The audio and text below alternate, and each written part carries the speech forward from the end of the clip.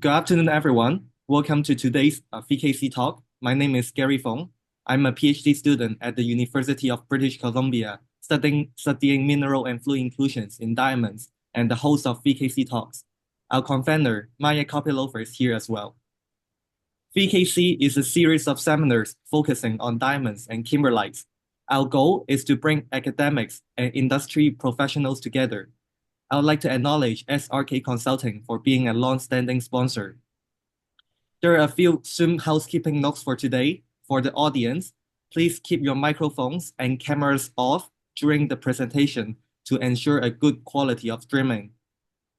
Today's session will be around an hour long. Please keep your questions until the end of the presentation, at which point I will facilitate a Q&A section. Our speaker today, Branko Deljanin, is the president and head gemologist at Canadian Gem Lab. He is also the director of Gemological Research Industries Incorporated. He is a research gemologist with extensive experience in advanced testing of diamonds and gemstones. Branko has conducted on-site research on gems and colored diamonds in Sri Lanka, Russia, Brazil, and Australia, and has managed many projects on colored and synthetic diamonds. He is an expert in identification of natural, treated, and synthetic diamonds and gems for subsequent certification. He works with standard instrument and advanced spectrometer to determine the origin of color for colored gemstone and diamond, as well as the provenance of pink diamonds. Branko is an instructor for advanced gemology programs on diamonds and colored stones. He offers the course online and in present in 25 countries and in 4 continents. He has been a regular contributor to trade and gemological magazines. He presented reports at a number of prestigious research and gemological conferences, including Mediterranean Gemological and Jewelry Conference that he co-founded in 2015. His latest book, Diamonds, Natural, Treated, and Laboratory Grown, was published in 2021 with 6 renowned world diamond authorities. Without further ado, we now invite Branko. Thank you, Gary and Maya, for organizing and inviting me to do this presentation. I'm doing this second time I did last week in Tucson, not the same, always modify a little bit. This is a little bit adjusted to the mostly geological exploration geologists, mineralogists, but also a lot of gemological friends today. So welcome you all. Because we lost some of the information on the first introduction, it was great. But just to add that my wife Elena is known in Canada by some of you as a rough diamond specialist. She did work in some of the exploration companies in Canada. So together we are gemological research industry and do a lot of education workshops together and travel in different countries. I'm using this slide just to show you, of course, you know, these where diamonds are mining, and but just to show you how many of them are historical sources, not active anymore, and some of them are closed. And I was I'm always happy to go to the mines. I went to a few in Brazil, Africa. Latest trip was in India. Interesting, this is the first historical source where diamonds are found in 16th, 17th century. And it was my wish to go there, and you will see at the end 1 or 2 slides from there. Brazil, and of course, the other countries, Africa, Russia came in 50s. Number 1, I think, still by value and volume. Botswana is a very big producer, as you know. Canada, I think, is still number 3, I hope, because a few mines are closed. Snap Lake, Victor. I was checking these stones in my laboratory. Leslie inscribed them. It was a lot of branding of these stones. Renard also closed. Australia, Argyle mine, I was there 2014, unfortunately closed as well. It was the biggest, what I know, diamond mine in operation. But I studied a lot of pink diamonds from there. No time for that today, but we can talk some other time about color diamonds, my specialty and my love. So this is just a history of the synthetic diamond production. You know, some of these, I won't mention each of these companies, but starting in 52, not 54, people think, by CVD, small industrial diamonds in New Jersey, then 53 in Sweden, 54 in General Electric. Only in 70s they could make gem quality diamonds. People doesn't know or think that they're always producing gem quality. No, It's not true. And then in 80s and 90s, Russians from point grow industrial diamonds and of course some gem quality. I was in few locations in Russia in 2000 in Moscow and Novosibirsk, what is the center for the science in Russia in Western Siberia. So many companies since then, the last 30 years, I put in bold those that I'm working. The bigger companies, they can use two technology, HPHT, which is a high pressure, high temperature. I've seen 20 karat polished, but they could be up to 30 karat polished diamonds. They can grow 150 karat crystals, which is really amazing. And CVD diamonds, right now, it's a main technology to grow diamonds, to cover HPHT. And the biggest one, I didn't see it. I've seen 40, 50 big ones. I didn't see 75. I didn't go to Jessica show last year. I went a year before. I've seen biggest one, maybe close to 10 carats, not over 10. You can see on the bottom why we study these diamonds. At the show in 2014-15 in Bangkok on the left and Hong Kong, these pink diamonds and blue are not disclosed and sold for 6,500 per carat. Blue diamonds, what is really cheap for natural, but they didn't say that it's laboratory grown. We bought this sample study with the GRS, what is Gem Research Swiss Lab in Hong Kong, and announced, published it in Vapour and different magazines, very fast publishing, because sometimes no time to wait 6 months, 1 year to publish paper in regular magazines, but I did a lot of classic papers you can read on academia and other online research sites. I like to break this period of growing diamonds into three major ones: early period, could be very early and early, interim, and post-light box period. It's not my idea. Some Indian big companies, we did webinars a couple of years ago, and some of you listened to that, my gemological people. They like this 2018 light box when they announced they can grow diamonds and 800 per carat. That was big change in industry. The change rocked the industry, natural diamond, of course, and give green light to the all producers in China mostly and India to grow diamonds. And this is what I think things changed since 2018 a lot. And I'll talk about each of these periods a little bit next few slides before I go to India.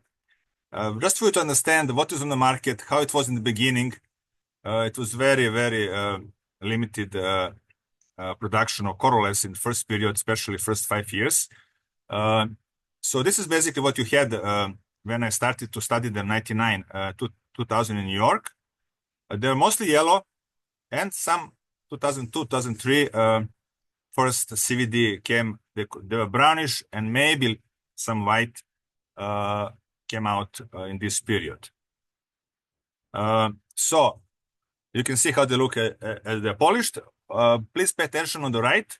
These are small diamonds. We call melee diamonds less than 10 points. Somebody says 15, but when I was 2001 in visiting third largest industrial producer, what is a company Iljin in South Korea in Seoul, I have a picture of me going through the bucket, like a wine bucket for grapes of these small diamonds. They have 99 presses growing diamonds in one just to change color of diamond. And I was wondering, wow, where's these little crystals of 4 points, 5 points ending up? They end up in a jewelry, but for a few years, nobody pay attention. And we publish with colleague, you will see later, 2004 press release that they're on the market. So this is a classic diagram from one of all the Beers diagram, how to grow diamonds. I won't spend too much time, but basically just to tell you, there's a seed on the bottom, and there is a carbon, or in this case, graphite on the top.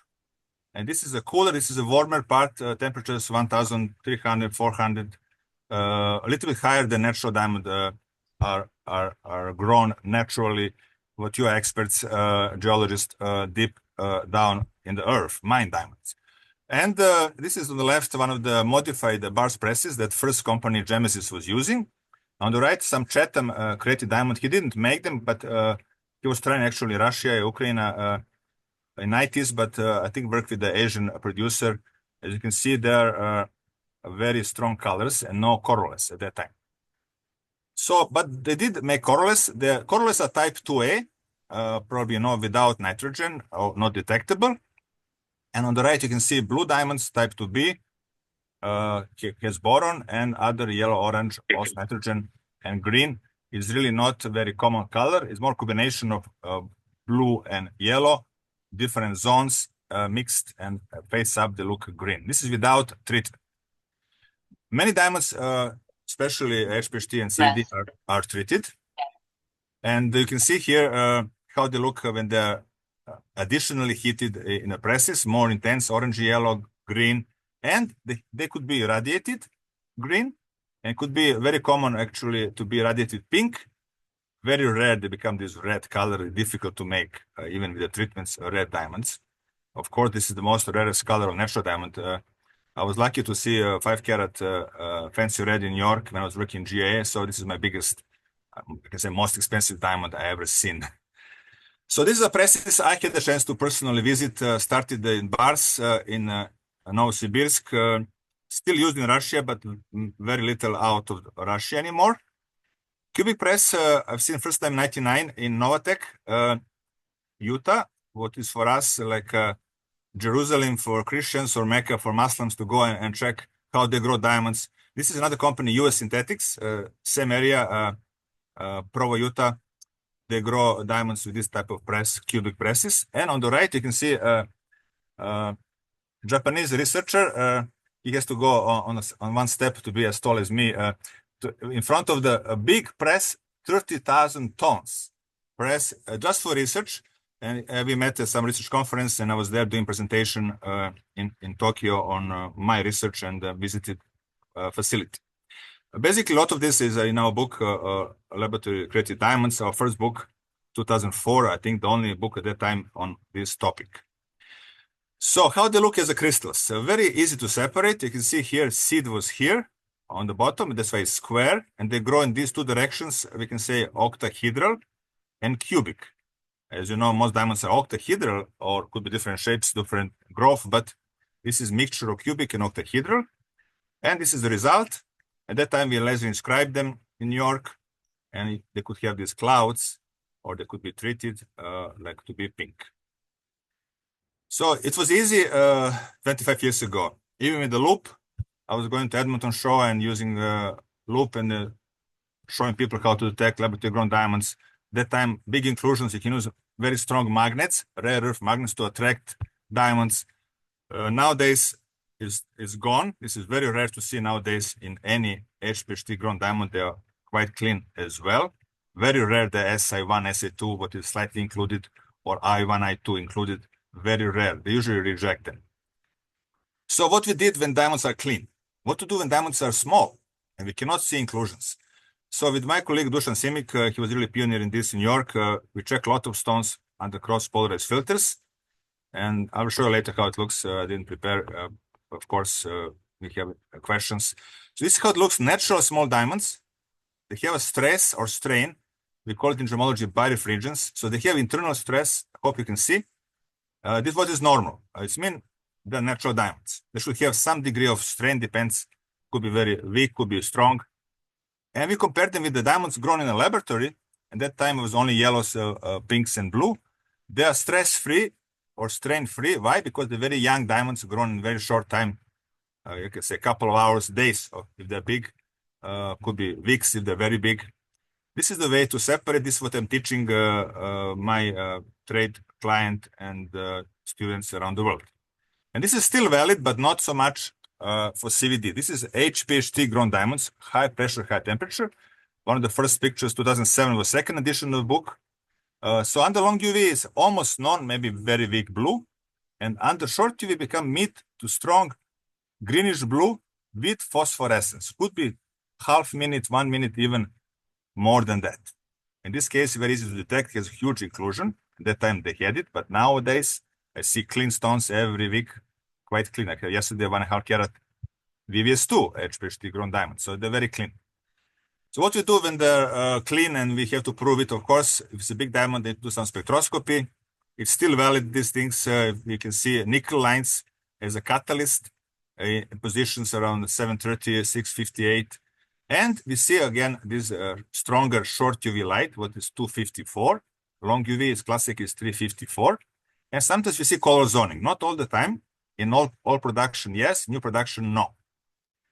And in case of pink, we see irradiation lines. We can use visible spectroscopy or photoluminescence.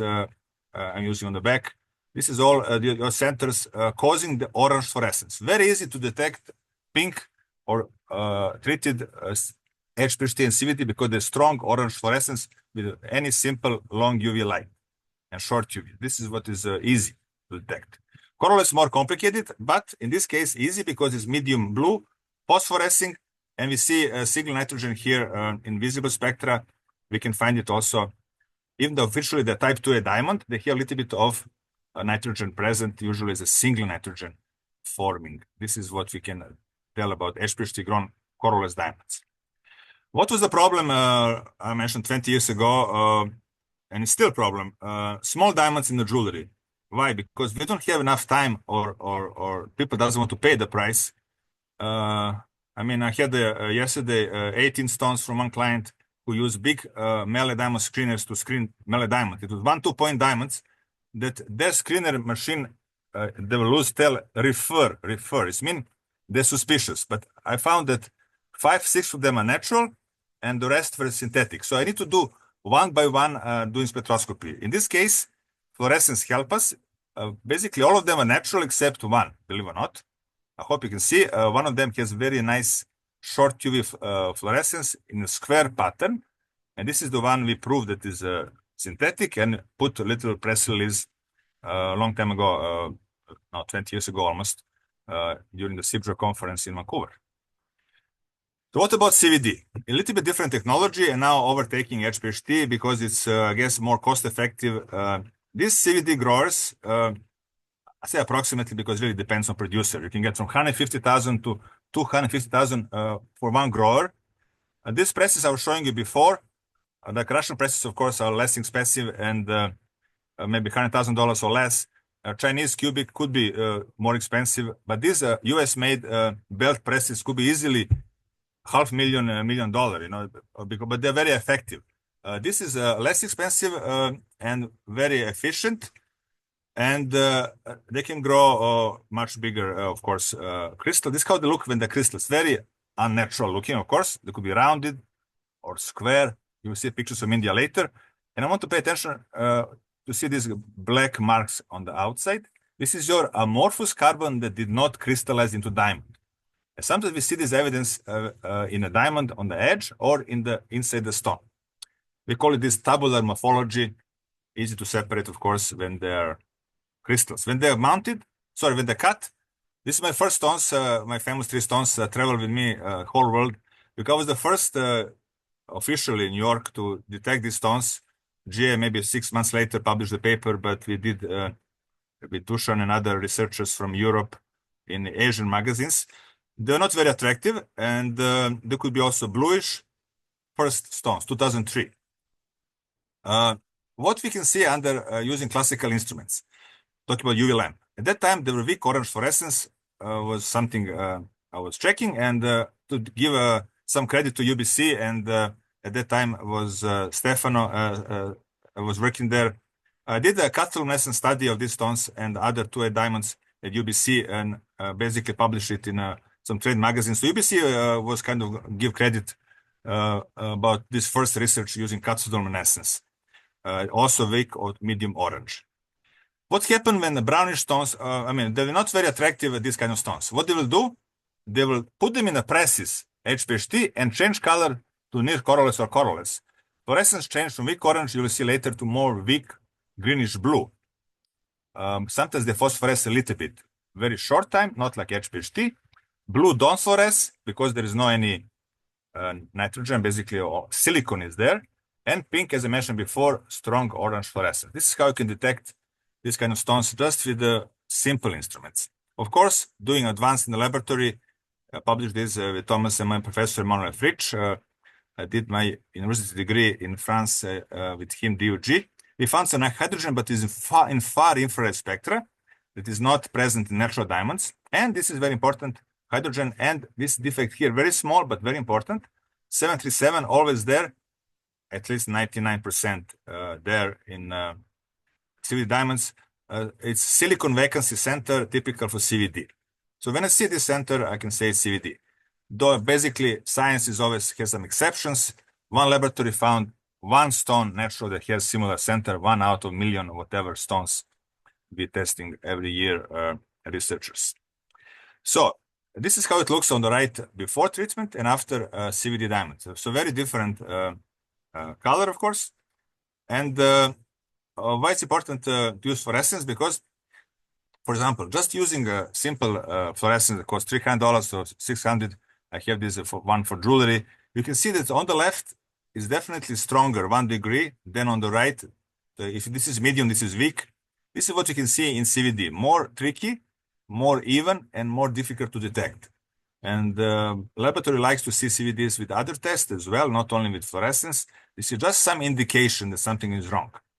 That's why I did this test with a laboratory called the same as me, CGL, but Central Gem Lab in Japan. Before and after treatment, we have this creation of tiny of entry center, typical for natural diamonds. In this case, it's forming in CVD, but very small. And big band here are responsible for green color. That's why they're bluish green or greenish blue fluorescence in CVD diamond.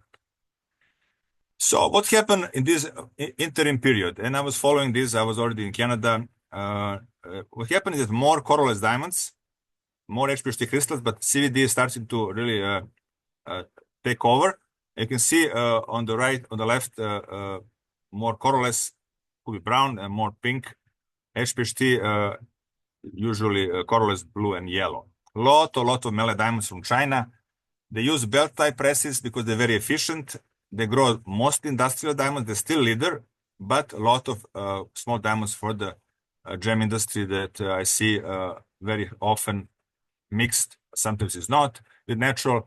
So I need to really check very carefully fluorescence and spectroscopy. 2010, I did my first Mediterranean conference in Greece and invited the Russian people to come and present their research. It was at that time NDT, New Diamond Technology, brought 10 carat diamonds. And this is at the end, I went to them to look at the facility in St. Petersburg. This is how it looks, toroid press, not so high, maybe as tall as me, maybe 2 meters. This on the left, cubic, Chinese made, but Russian technology. All it's about this cell, how it looks in the center, how to prepare the samples and temperatures and pressures is not always the trade knowledge. Is always very often is a secret. This is how it looks. Big crystal, 32 carats, one of the biggest I've seen. That is cut. They lost 2/3 of the stone, but they want to make high clarity stone VS1, what is basically you cannot see anything without even with loop is difficult to see inclusion. E-color. That was one that we tested in Greece. What we did, look under short UV light, we see blue and orange fluorescence and phosphorescence. This is a key test. We're wondering what orange is doing here. Blue, I understand why orange in a HPHT-grown diamond. And we did some spectroscopy and found that orange is coming from these NV centers, 575. And they have also some silicon, which is very interesting to find silicon in HPHT synthetic diamond. The reason why, because they use, I guess, some of the glass during the process. I don't know exactly details, but we agree with other researchers. This is the reason. In some producers, you can find 737 even in HPHT synthetic diamond, but very simple to separate based on fluorescence, phosphorescence, and absence of pattern.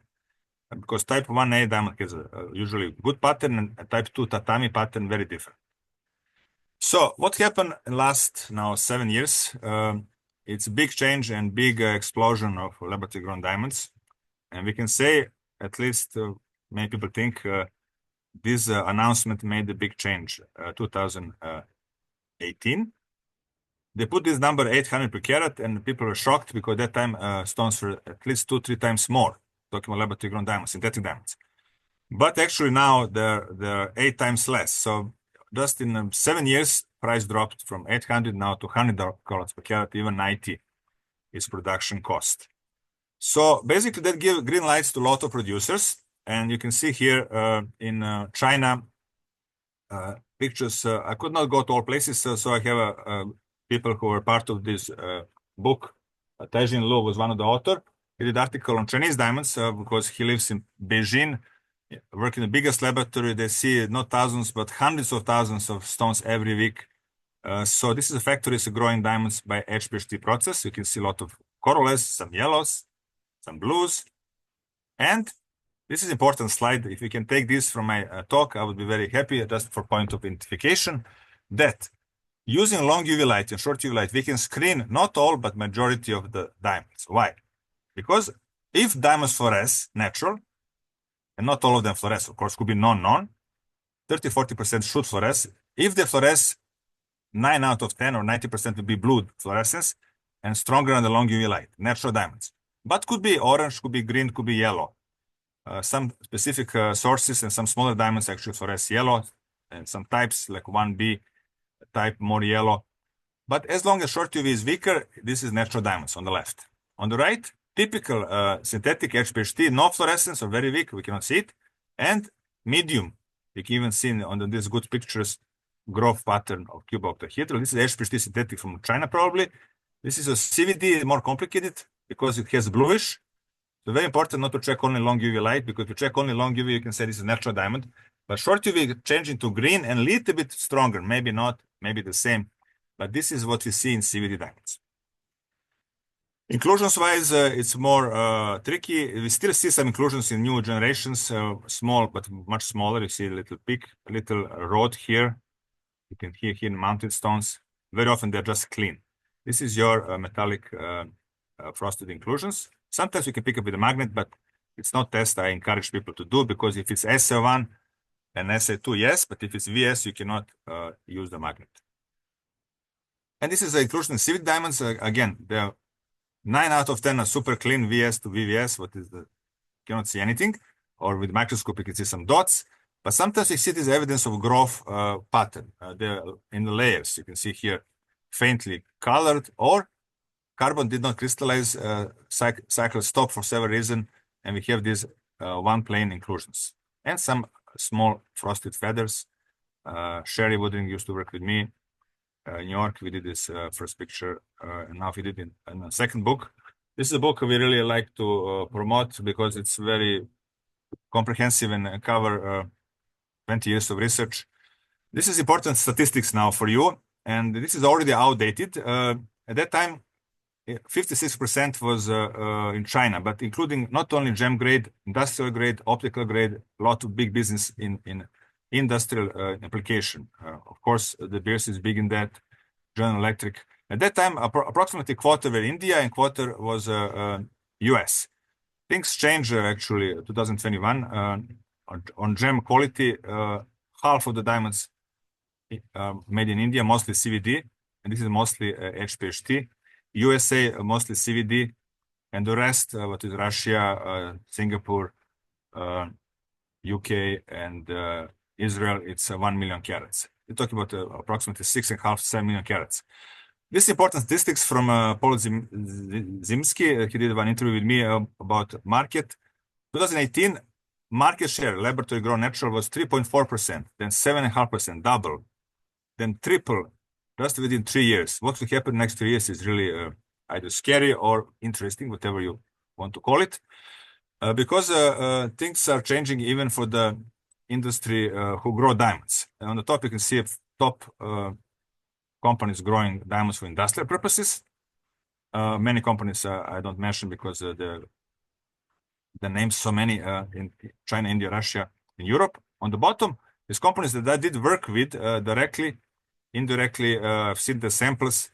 AOTC was very active, but then doesn't grow anymore, just sell technology and use, for example, presses in Surat that I've seen, maybe the 30, 40 presses, sorry, maybe more, 300, but they are all, not all, but mostly Russian technology or Chinese using to change color of CVD diamonds. Platinum still active, a lot of other companies in Singapore. What I heard that the entity is sold to another company, but maybe still active, but under a different name. Sayo Diamond sold to another company. This is a trend in US. Washington Diamonds closed. American Grown closed. All American companies. Why? Diamond Fund is still active because the cost of growing diamonds in the US, of course, is more expensive than growing in India and China. And Swarovski, I think we have Michael present today, a very nice person. I did a lot of lectures there and did lectures for me. I think they're doing it, cutting it somewhere in Asia, but the distributor of mostly CVD diamonds, what I know. And the Beers stopped doing it for the industry, but they're still doing it in Portland for industrial purposes. The many companies, I'm not even mentioning the names. In this book, we mentioned 20 companies who wanted to put their names. We interviewed 100 of them, but some of them doesn't want to be named. So, gemologically speaking, what we do to test these diamonds, and it's not an easy task, and every few years I need to add more instruments, but this is the 11th one that I study during Corona time on my, I think, 40 samples of diamonds, natural, treated, synthetic, loose, and mounted. There is a short program that testing instruments from different companies and give you results. Some of them are tested, some of them are not. I did my opinions in the book Diamonds in article. Who wants to read? It's very good. But of course, summary is here. This is what you see in type 1A diamond. If they fluoresce, they will fluoresce stronger in the long UV. And this is the pattern more or less quite visible under cross-porous filters. Type 2A, usually they don't fluoresce or very weak. The pattern is very, very different, very fine, because they have less defects, less nitrogen. Sometimes you can mix this pattern with the CVD diamond. That's why it's important not to check only one instrument, do combination. This is a typical HPHT I mentioned before, no pattern, typical CVD. Typical why? Because this is easy to detect CVD, because this is obviously stronger and pattern is perpendicular to the table. So it's parallel to each other, but perpendicular to the table. This is not treated as grown CVD diamond. What happened with the treated diamonds, and we can say 80% of diamonds on the market CVD are now post-treated with the high temperatures. Pattern change from being more parallel like this to more crossed. On the left, you can see the picture.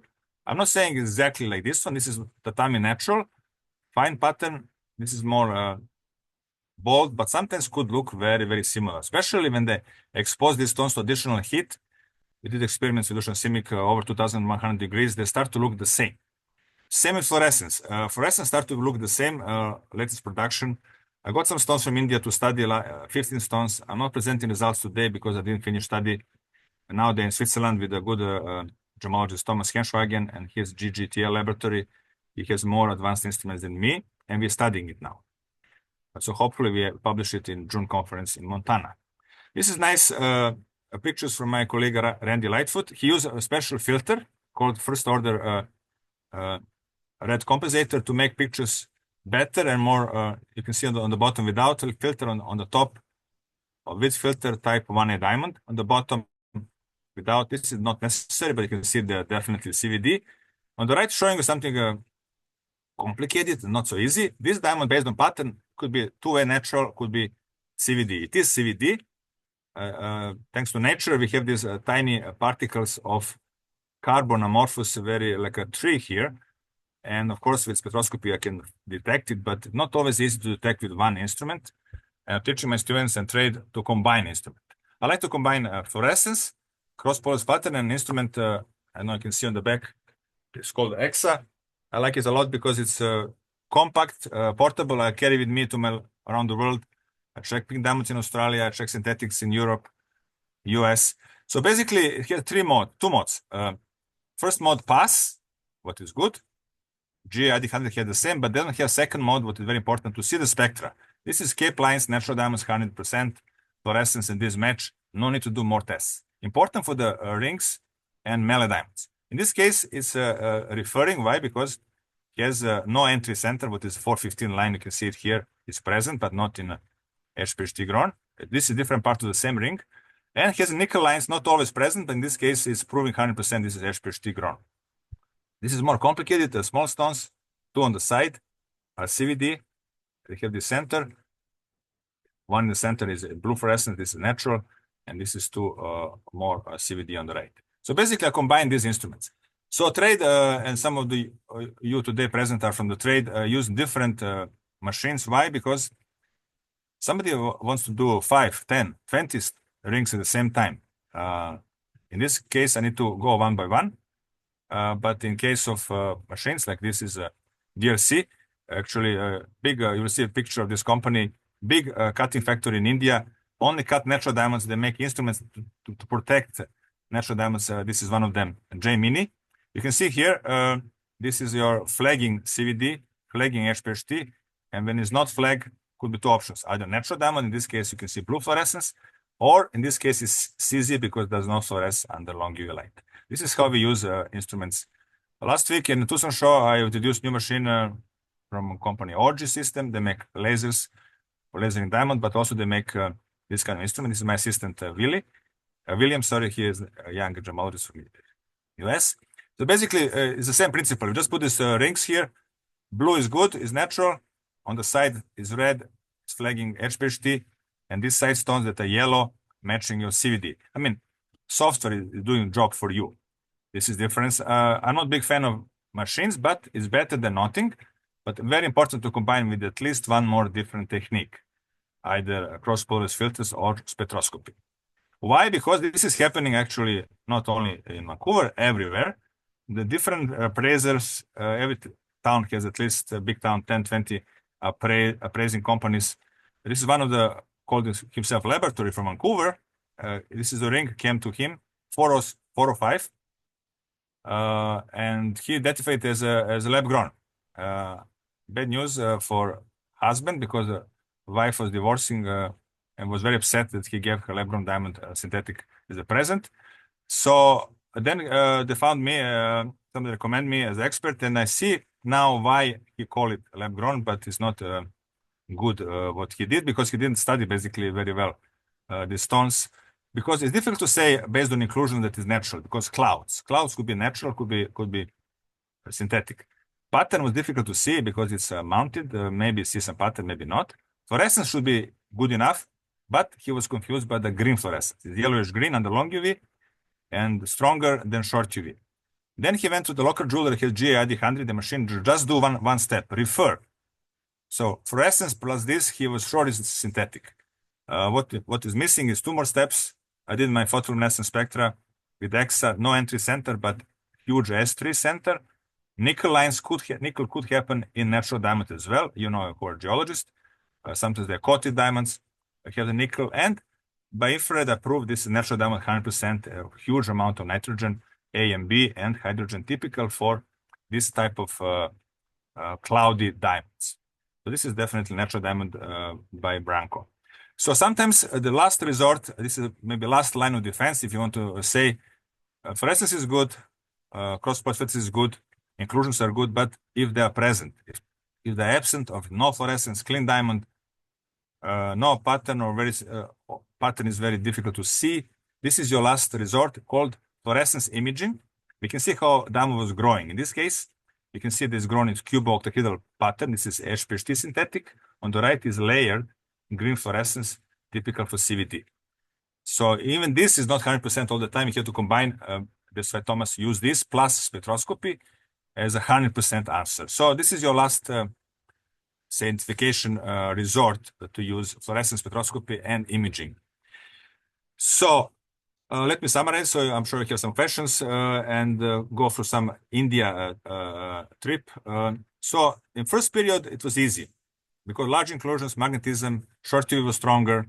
We published a book to help the trade. Second period was more complicated. We had to use more spectroscopy, more colorless diamonds.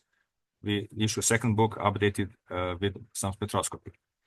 This period, CVD-grown definitely took over the market. They're post-treated, so we need to use definitely advanced spectroscopy. Combination of 2 or 3 instruments is necessary. And last 7 years, it's really become complicated with CVD because fluorescence could be the same. And even they make one HPHT-grown diamond, only one so far in China, that it has blue fluorescence. And it's mean this entry center was developed. I don't know if it will go this direction or not. I cannot predict now. If somebody told me 10 years ago that we'll have 70 carat diamonds, I would say, no, it's not possible to polish, but now it's happening. So it's changing every year. And we made this book on diamonds just to inform more the trade and give them, to prepare them for the spectroscopy. So more and more people in the trade buying this book, not only entry level, but advanced gemologists and appraisers. Let's show you a few slides from my trip. This is really, I can say, one of the biggest cutting factory, definitely biggest I ever seen. I've seen in Israel smaller and Russia, but this is really huge. 4,500 cutters on almost 10 floors. They have a lunch for 6,000 people, and they are really big. Darman done. I was impressed because not only the size, but their philosophy. They cut only natural diamonds, not synthetic. Even they lose some business, and they protect the industry by making these machines instruments for detection. So they're also supporting my books. So I'm really happy that we work together, the big company. And then I went to some small factories. We can show a factory because it really looks like a factory. You can see on the outside, it is a suburb of Surat. You can never have a clue that inside they're growing diamonds, but they do. In this case, it was only 6 or 7 presses, and I was able to make pictures even of the crystals. This is how it looks, the crystals. In this case, there are 7 of them, quite big actually, 5, 6, maybe 10 carat crystals. This is a strain face up. And they told me, people who are part of this book, Malek Harani, who is an engineer of CVD, approximately $90 per carat to grow in India right now. So there's still some room to price to go down, but not so much, because they're selling at the shows in Istanbul and different places, $100, $150 per carat. And in Canada, maybe more because they have to bring it here. Still, of course, retailers and wholesalers put a margin. So they're still making profit on these diamonds. So that's why they're still selling good. Then I went to bigger, we can say this is a factory. This really looks like a laboratory because it's a nice building, 4 floors. Each floor has 100 plus CVD growers. They produce 70,000 carat per month. I couldn't make a picture, they wouldn't allow me, but some clusters are even 20 carat each, big. And this you can see here how it's amorphous carbon between each of them produce one big or diamond. This is how it looks. This hot squares through the CVD grower window. What's interesting for me about how they market these stones, very interesting. You can see on the left, they put together pictures of CVD diamond that is squarish, HPHT that is cube octahedral and natural, and put equal round brilliant diamond. Yes, this is true, but on the top they call everything CVD diamond, what is definitely wrong. We know the difference, and my goal is to separate this in 2 categories at least, because now anymore big labs don't care if it's CVD or HPHT. Price went down so much. My client also, I just told them synthetic diamond or laboratory grown lab, they call it here. So this is interesting slides I found recently, last few days. First time I'm showing this. Sky diamond, diamond from the sky. I know it looks very funny, but it's true. You can go check skydiamond.com. So they're saying in England they're collecting carbon from the sky, and they're making this like a very, very environmentally friendly. Wind and sun provide our energy. The entire process is renewable and things like that. What's the problem? That you cannot really see the word synthetic. Okay, here says man-made. Okay, maybe from the sky. And then basically there is a company, Advertising Standard Authority, ASA, in England, who said in rulings, I just found it on internet, that is not clear that companies' diamonds are very synthetic, which was misleading. And I'm very happy to find on a website on Natural Diamond Council that, as you know, a lot of mining companies are member and give membership, give fees membership to promote natural diamonds. They publish this, that they uphold the UK retailer cannot use this misleading technology, diamond from the sky or sky mining company. Sky mining company, mining in the sky. It's really misleading. So to finish my talk, and of course, I'm a big fan of natural diamonds. I like synthetic from point of science, to detect them, to study them. It's a big achievement of man to grow lab-grown diamonds. But when I come to trip, I was playing this. At the end, I fly 3 hours from Surat. I did 4 hours with a car, sometimes very dirty roads or small roads like this. But then 1 hour on the motorcycle, 5 of us, including one person from the Debris actually was going there, Debris, India. We went to the Krishna River, where they found some of these big diamonds in the past. And you being Kimberlite conference people, I put this for you. I got this book as a present actually from my friend now Prasad from the Basel lab in Hyderabad. Hyderabad was a trading center, and Tavernier came in 16th, 17th century, really 17th century to to look at these diamonds. Some of them are very big and some of them very small. This is my small diamonds that I bought there.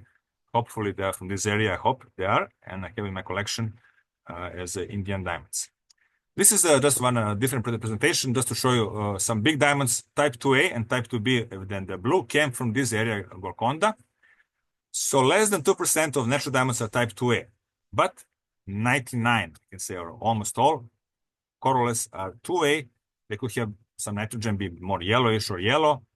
So India was a producer of 2A natural, but now is biggest producer of 2A synthetic, which is really irony about or how it is. So identification, the biggest problem for us is the mallet stones because they're small and it takes time to test them, and trade doesn't want to pay more than $5 per carat per stone or even per carat because they want to really save money on testing.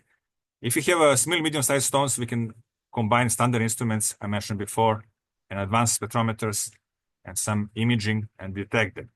But if you have a parcel like this, of course, I can screen them with fluorescence. This is definitely natural if it's a strong blue and medium blue, or strong yellow and weak yellow. But what to do with all these non-fluorescence diamonds? I need to check them extra, and this is time-consuming and takes time. So, but I think clear identification will help industry because then it will be less confusion for the consumers because they are telling them, oh, you cannot separate the diamond. Yes, we can separate. What is the impact of natural diamonds? And this is something we can talk more later. A problem is that they came down 30-35% natural diamonds in the last 2 years. Some people saying oil production in Botswana and Russia, maybe less demand in China for sure. But a lot of people are selling that maybe a lot of dealers, wholesale, retailer put too much margin on between rough, polished, and retail price. And people are paying too much for natural diamonds maybe. And then they came this lab grown and with the prices of first 10% and 5%, now you can buy for 99% of Vapour official wholesale price. What is scary that is that they're everywhere. And now officially 40% of all diamond jewelry in market by value, including lab grown, and diagram on the left. It's very interesting because you can see here 2021, 22, 2023 in July, they hit the point that half of the diamonds on the market by units natural are sold as same as lab grown, and now lab grown are leading. Good. This is bad news, of course. Good news, at least for the industry, is that lately they are decreasing in value and decreasing in the sales as well compared to 2022-23. At least this is official data. And I think for me, I mean, of course, there are many different issues. I can tell you my perspective. A core issue is that value of natural diamonds are perceived not anymore as a safe investment. Talking about final diamonds, but also for you who are in exploration industry, they're investing less in mines. They like to invest more in gold, copper, lithium, other rare earth elements. But the good news that at least December was a quite strong month. This year was actually not bad compared to last year's in jewelry sales. And to finish, I will show one picture from presentation of Elena, and this is her story. You can see here it's a really nice rough diamond with the you can see the nose and mouth and head. Diamonds are like people, and what you see on the outside often reflects what's the inside. And this is what she said, and I'd like to finish with that. And thank first Michael Polova and UBC for inviting me, but also these are people who are helping me in the past. And actually, there's a company in Canada, AOTC, Alexis Zarakani, lives in Ottawa, who very, very helpful with the samples and research. And a lot of people, Dushan, David helped me online, Ron Chapman with instruments, Matthias Alessandri, GRS laboratory with a lot of papers on CVD diamonds, mostly colored.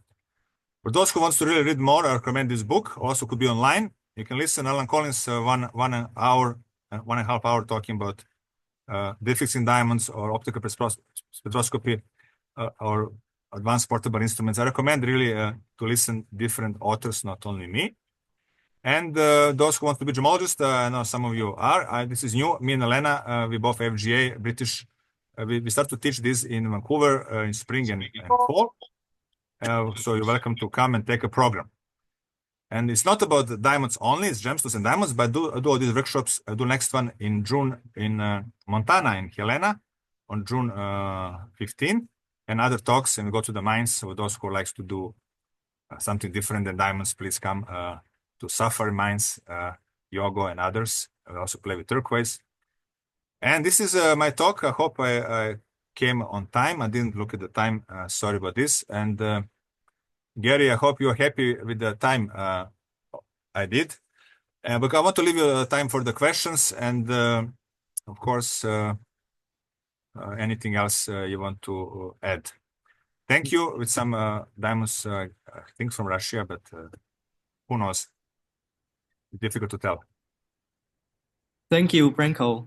It is a very comprehensive summary about the development of the lab-grown diamond through time and their identification technique. So I think we're good in time. Running a little bit late, but we will still have the Q&A. Now we have 10 to 15 minutes of the Q&A session.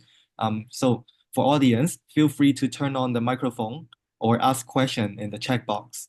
The floor is open.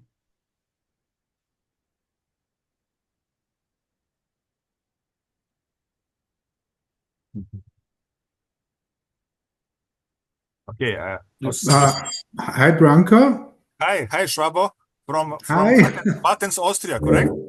Yes. I just wanted to write, thank you very much for the nice webinar. And I have some question on that small scale factory in Surat you presented. So Schwabo, we know you, but for those people in Canada, represent yourself. What is your role in Swarovski? Oh, okay. Well, I'm half retired already. I used to be the one who was responsible for sourcing the lab-grown diamonds back in the 2010s. We had lots of connection points, Branko, there. Yeah, it's good times. Now I'm like half retired already. I'm more out of the point of interest here. And my last Surat trip was like 6 years ago. And so I'm quite curious how much it changed, and that now small factories do the growing already. So I would call that a Wuzhouization. If anybody knows the CZ business, where Wuzhou, China, like took over all that in small, really cottage industry style, and obviously now they grow CVD cottage style. So the small chocolate there, where they have the CVD crystals, that tempts me to say they use like used equipment. They must really like make it on low key. Must be used second-hand equipment because today they make really big chocolates already. Yes. I mean, I'm allowed just to do one selfie there in one factory, not a big one. It seems to me quite a modern equipment, and it seems to me very similar what Apollo did in Boston 2002, 2003. They gave me that picture. So it looks very similar to that, or what I see at these diamond conferences when people who grow diamonds bring this Seiko and company. So I don't know how old they are, Michael, but it looks quite new to me, and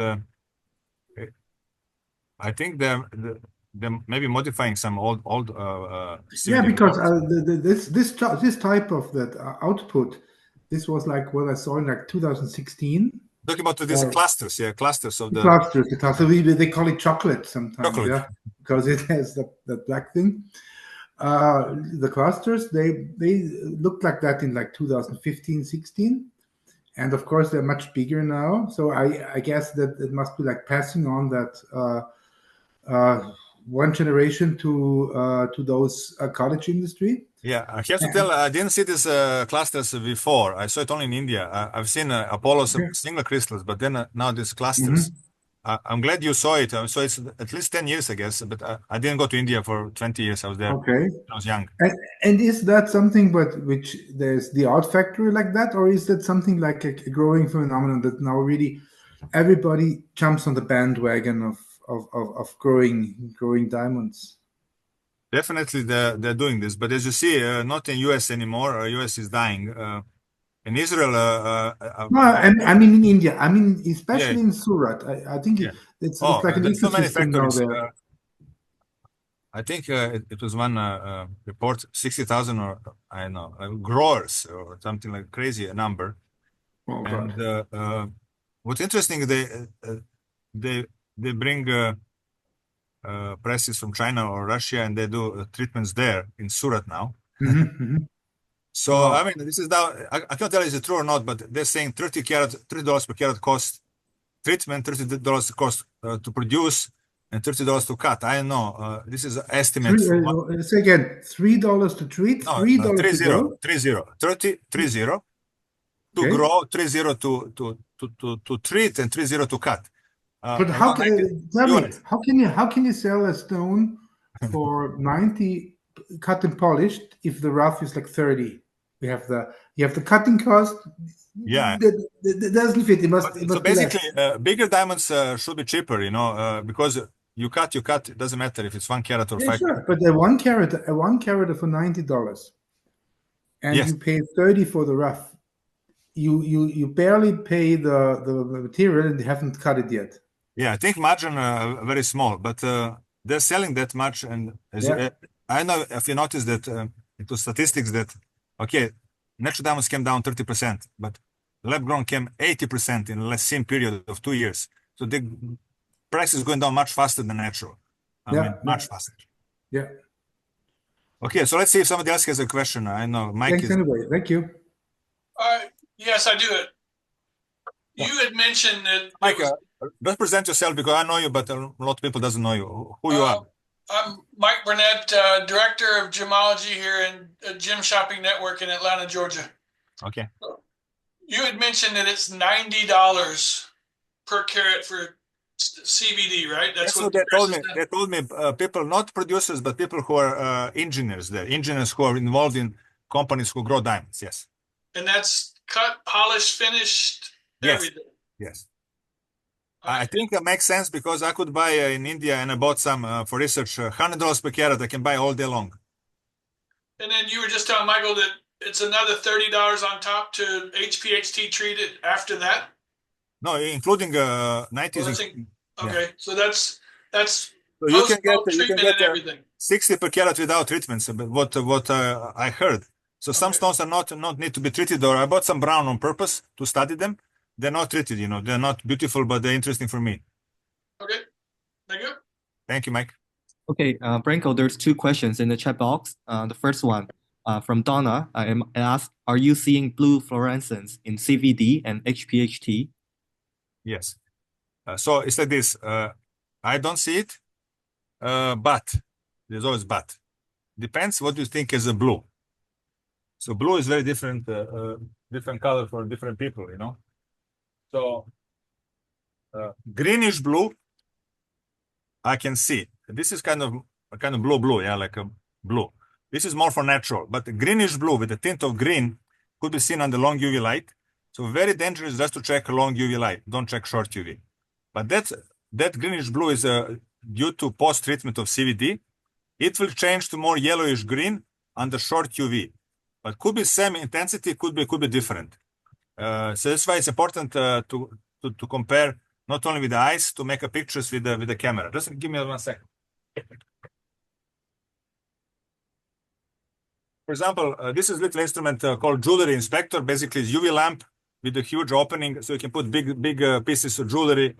So what is important to check long UV, recorded, short UV, recorded, and then compare this with the software, split in half. There you can see differences in fluorescence. CVD are more complicated than HPHT. HPHT, I can say 99% it's easy. Yes, there's one stone published in the last year Journal of Gemology from England.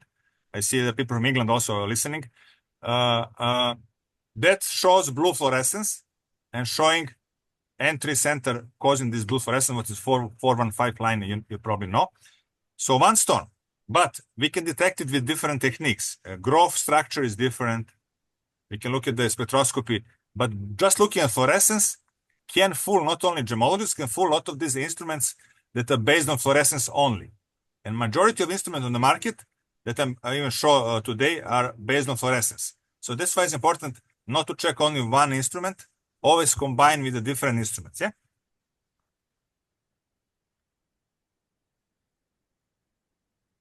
I mean, I could certainly ask a couple of questions if there's time. Yes. Hi, James. Hi. Yeah, thanks for having me. My name's It James looks from like you're the FG. I UK. see your diploma, so you're a Yeah, gemologist. Good. yeah. And I've read a couple of your books, Branko. They're fantastic books. So thanks for writing them.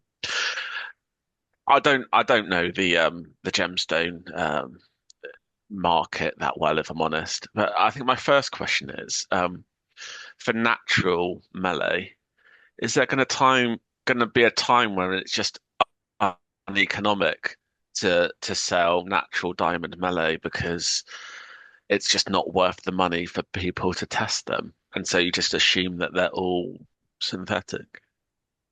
Good question. I mean, I have customers here who are not so many. I can say I have out of my 100, let's say I have 100 customers. I have 2 or 3 customers who refuse to sell lab grown. So what is 2-3%? They're as rare as type 2A diamonds.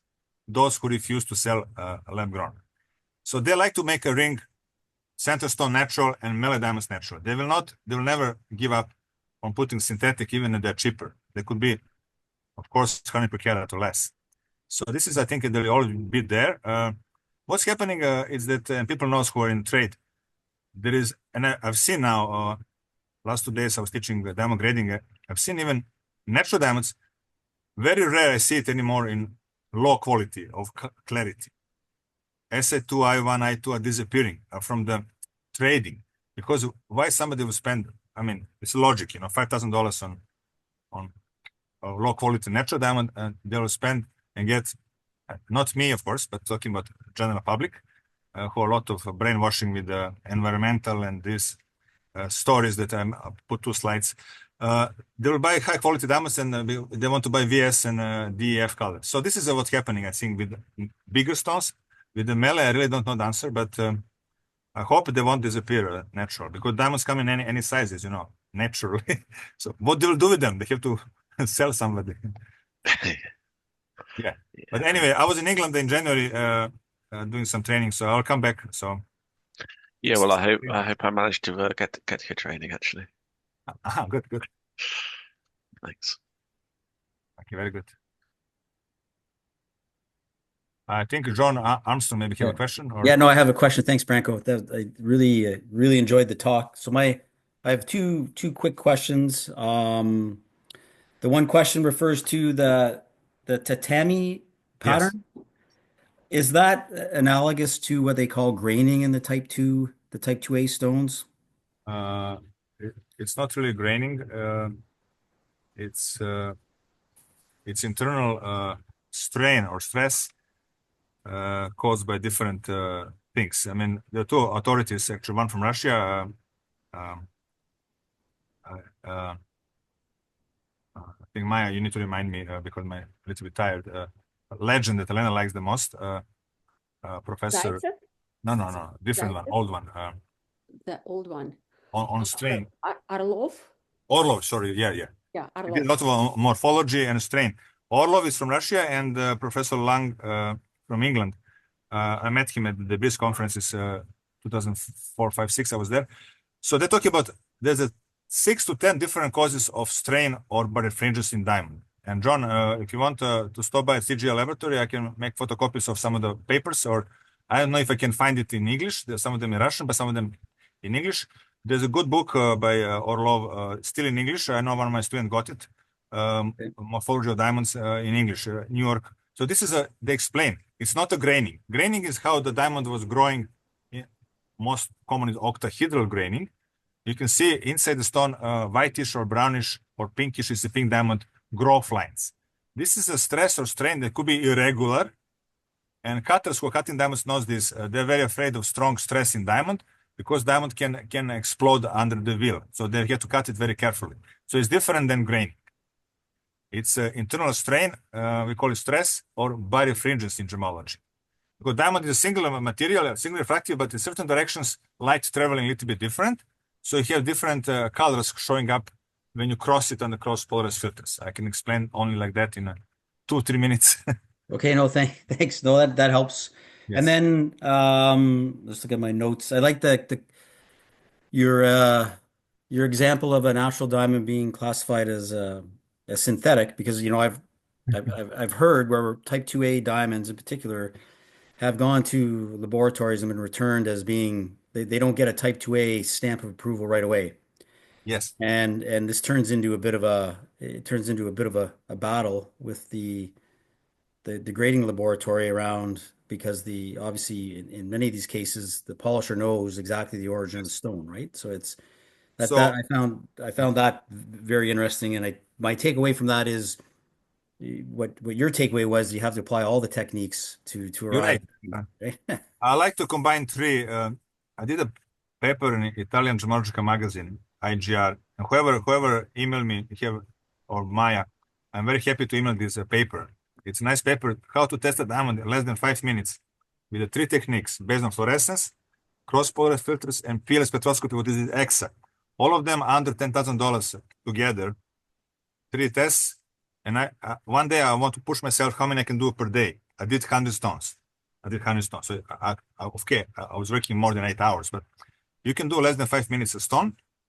With 3 techniques, you're there 100%, or like I say almost 100%.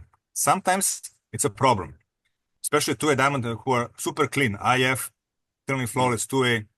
I have some people from Toronto send me here, because when you put this cheaper, I hope you can see, cheaper equipment like this, they cost $500, Ari maybe $1,000. They will tell you type 2A diamond, CVD, HPHT. They cannot tell you 100% is synthetic or natural. They just refer this is stone transparent to short UV light, could be natural 2A or 1AB, or could be synthetic. That's why one instrument is really limited, and I don't recommend this to professionals, but for jewelers, this is easy to understand. Natural, they sell. When something is problem, they pass it to me or other labs to do further testing. No, I think your comment about the 1ABs are interesting, because obviously there are some natural productions that have produced some very, very clean, decolored stones, which ended up being 1ABs, right? Yes. Like Karoe. So yeah, and I think in some of the smaller sizes, they probably don't get recognized as that, and that may be yes the origin of some of these issues. So that's curious. That's very good. So I need to thank a mining company from Vancouver. Now that I think they're closed, but maybe mine knows them from a long time ago, or you. Diagem, maybe you know Diagem. Remember Diagem maybe 20 years ago? Yeah. They're mining in Brazil, in Juína area, Juína. They have these super deep diamonds, type 2A. And that time, 2005, I moved to Canada, and I looked at the 100 stones looking for type 2A. And I found 10 type 1AB, irregular shapes, brownish.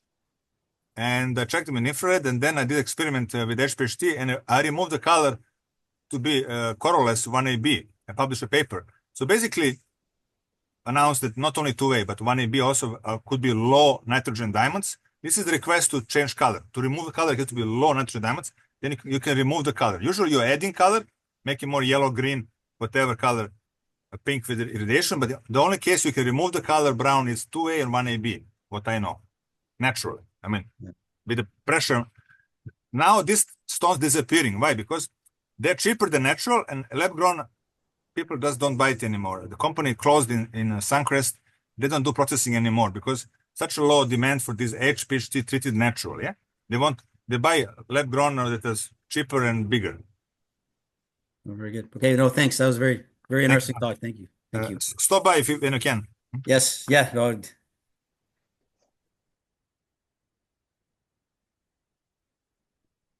Did you have a question on the chat, or do you want me to read it out? Let's see. I can ask it. Sure. Okay. So hello everyone, this is Ati. I have a question for you, Branko. Have you recently came across LPHT treated diamonds? Yes. Yeah, no time to talk today about this, but where you're based, in Canada or US? I'm based in Canada, but I'm working on the research and development of diamonds and the diamond detectors. Okay. So and these LPHT treatments are becoming so dangerous to the detection devices, especially screening devices. Yes, you're right. That's why we made this book. And you can see here at the end of this chapter from Dr. Zaitsev, he talks about LPHT technology. He talks about the identification, and I was in his research office. I can say he's professor at New York University in Staten Island. He's doing this low pressure high temperature treatment. He developed it, not only him, people doing in India as well. But he explained how to detect in my special program, because scientific diamond, the diamond treatments, I have a samples for natural LPHT treated, and now I bought in India, what's interesting, CVD becoming LPHT treated. And when you check the fluorescence, what color do you see? So far, in natural is more greenish because they have this H3 center, greenish. In CVD LPHT, I forgot, I have my notes. We're studying it as we speak now with the more powerful photoluminescence spectrometer in Switzerland. The Thomas is really a great, make the best instrument in the world. In my opinion, stronger than GA and green diamonds and a lot of detection. Yeah, I have used his DFI machine. Which one? The DFI, the photoluminescence DFI. Where, in Switzerland or in Canada? No, I used it in Istanbul when I was living in Turkey. I was working with a gemological laboratory named JTR, Jewelry Technology Research, and they had bought the DFI device from it's very good instrument. Thomas. Very good instrument. You see, I'm endorsing people who are doing good things, and Thomas is really one of the guys I like to endorse. We met last week in Tucson. We're good friends as well. I know him for almost 30 years. This is his DFI in the book. You see how it looks? Yeah, I know. I have used the device. It is the best answer, but there's a price tag, on this. Yeah. Almost 100,000 euros cost. Yeah, I know. So I would like to discuss it with you later. I know it's like please, out of the... I'm coming to Toronto April 4th, 5th to do for George Brown College teaching. So if you're in Toronto, please join. Sure. Email Are me, you gonna yeah, Vancouver doing all the time, doing next week, Vancouver all the time. But sure. a group of 3, 4, 5 are doing it. Sure. Are you going to announce it in your Instagram that you're coming to George Brown? Yes, I will. Great. Thanks so much. The best thing to email me then. Sure. BrankoGem@gmail.com for those who doesn't know. Easy to remember. With the K. BRANKO. Gem.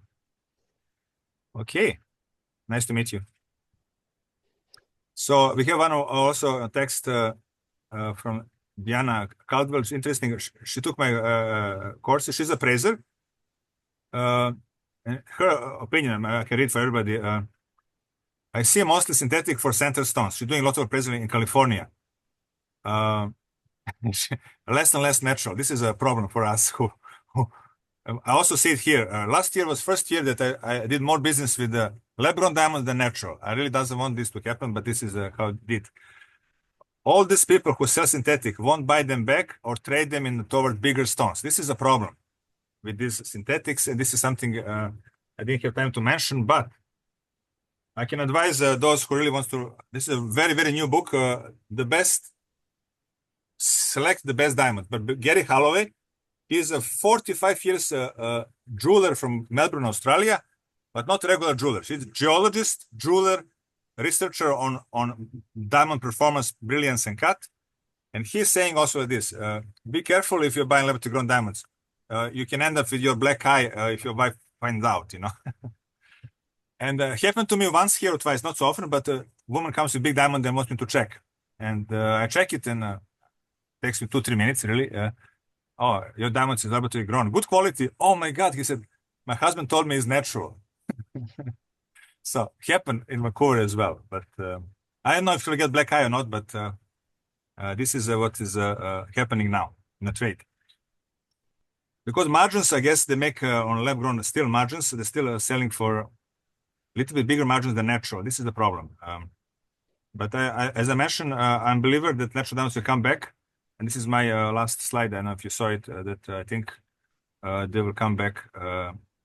They're coming back because I see the trend also that people are more open to buy natural smaller stones.